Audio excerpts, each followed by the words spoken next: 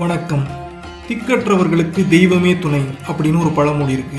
சதுரகிரி மலையில திக்கு தெரியாம திணறிக்கிட்டு இருந்த ஒரு சிவபக்தருக்கு சிவபெருமான் எப்படி வழிகாட்டினாரு அப்படிங்கிற கதையையும், மனிதன் என்பவன் தெய்வமாகலாம் அப்படிங்கிற ஒரு வாக்கு இருக்கு.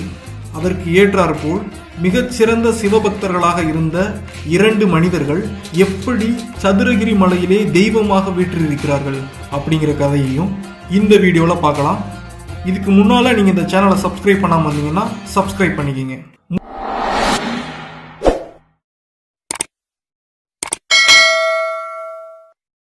முதலாவது கதை.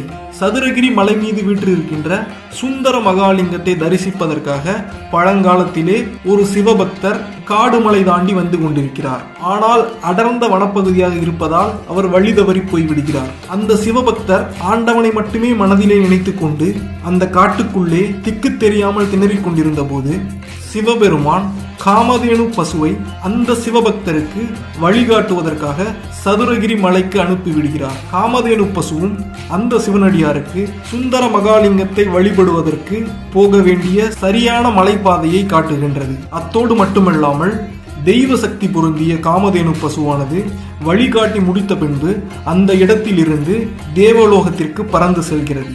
அவ்வாறு செல்லும் போது அந்த காமதேனு பசுவினுடைய கால் குழம்புகள் சதுரகிரி மலையிலே ஒரு பாறையின் மேல் பதிந்திருக்கின்றது.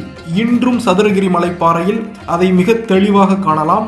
பக்தர்கள் காராம் பசு கால் தடம் என்று குறிப்பிடப்படுகின்ற அந்த இடத்திலே காமதேனுவை வழிபட்டு விட்டு செல்கிறார்கள். இது திக்கற்றவனுக்கு தெய்வமே சாட்சியாக இருந்த கதை. அடுத்த கதை ஆனந்தவல்லியம்மன் கதை. ஆனந்தவல்லியம்மா சதுரகிரி மலையிலே சுந்தர மகாலிங்கத்தின் பின்புறத்தில் உள்ள மண்டபத்திலே குடிகொண்டிருக்கிறார். நாம் சாதாரண நேரங்களில் போய் தரிசிக்க வேண்டுமென்றால் அங்கே ஆனந்தவல்லி அம்மா காட்சி கொடுக்க மாட்டார். அந்த மண்டபத்திலே ஆனந்தவல்லி அம்மாவுக்கு நிரந்தரமாக எந்த சிலையும் இருப்பதில்லை. ஆனால் நவராத்திரி சமயங்களில் மட்டுமே ஆனந்தவல்லி அம்மாவுடைய சிலை அங்கே பக்தர்களுடைய வழிபடுதலுக்காக வைக்கப்படுகின்றது. இந்த ஆனந்தவல்லி அம்மா சுமார் 300-400 ஆண்டுகளுக்கு முன்பாக சளிய மகரிஷி கோத்திரத்தில் பிறந்த ஒரு பெண்ணாவார். இவர் ஒரு மிகச்சிறந்த சிவபக்தை. சிவன் மீதிருந்த அதீத பக்தியால் சதுரகிரி மலை மேலே ஏறி சென்று சித்தர்கள் போன்று தானும் தியானம் செய்ய வேண்டும் என்று சதுரகிரி மலையை நோக்கி வருகிறார். ஆனால் இது ஒரு அடர்ந்த காடாகவும் பெண்களுக்கு பாதுகாப்பான இடமாகவும் இல்லை என்று சொல்லி முனிவர்களும் சித்தர்களும் அந்த ஆனந்தவல்லி அம்மாவை சதுரகிரி மலையின் மீது தவம் செய்ய அனுமதிக்கவில்லை. கடைசியாக ஏக்கத்துடன் திரும்பி சென்ற ஆனந்தவல்லி அம்மா சதுரகிரி மலையின் அடிவாரத்தில் அமர்ந்து தியானம் செய்கிறார். அவருடைய தியானத்தை மெச்சி சிவபெருமான் ஆனந்தவல்லி அம்மாவுக்கு காட்சி கொடுத்து, நீ மலை உச்சிக்கு சென்று அங்கே என்னை தரிசிக்க வருகின்ற பக்தர்களுக்கு அருள் பொழிவாயாக என்று கூறி ஆனந்தவல்லி அம்மாவை மனித பிறவிலிருந்து தெய்வ பிறவியாக மாற்றி சதுரகிரி மலையிலே தன்னுடைய சன்னதிக்கு பின்புறமே அமர்த்தி வைத்திருக்கிறார். இது ஒரு மானிட பெண் தெய்வமான கதை. இதே போன்றே இன்னொரு சிவபக்தரும் சதுரகிரி மலையிலே தெய்வமாக்கப்பட்டிருக்கிறார். சுந்தர மகாலிங்க சுவாமியை தரிசிப்பதற்காக செல்வதற்கு முன்பாக சுந்தரமூர்த்தி சுவாமிலிங்கம் என்று ஒரு லிங்கத்தை தரிசிக்கின்றோம். இந்த சுந்தரமூர்த்தி சுவாமிலிங்கம் சித்தர் பெருமான் அகத்தியர் மற்றும் சுந்தரானந்தரால் வழிபடப்பட்டிருக்கிறது. உண்மையில் சுந்தரமூர்த்தி சுவாமிலிங்கம் யார் என்று பார்க்கும் பொழுது, சிவபெருமான் சதுரகிரி மலையில் இருக்கின்ற தன்னுடைய சுந்தர மகாலிங்கத்தை பூஜிப்பதற்காக, அர்ச்சனைகள் செய்வதற்காக ஒரு மிகச்சிறந்த சிவபக்தனை தேடி அலைந்து கொண்டிருக்கிறார். அந்த சமயத்திலே சிவபெருமான் சொல்வோர் உண்டு கேட்பார் இல்லை என்ற வாசகத்தை சொல்லிக்கொண்டே இந்த அவனியிலே வலம் வந்து கொண்டிருக்கிறார். அவர் பல இடங்களில் தேடி சென்றும் அவருடைய மனதிற்கு பிடித்தமான, அவருக்கு தேவையான வழிபாடுகளை நடத்தக்கூடிய அந்த நபரை சிவபெருமானால் கண்டுபிடிக்க முடியவில்லை.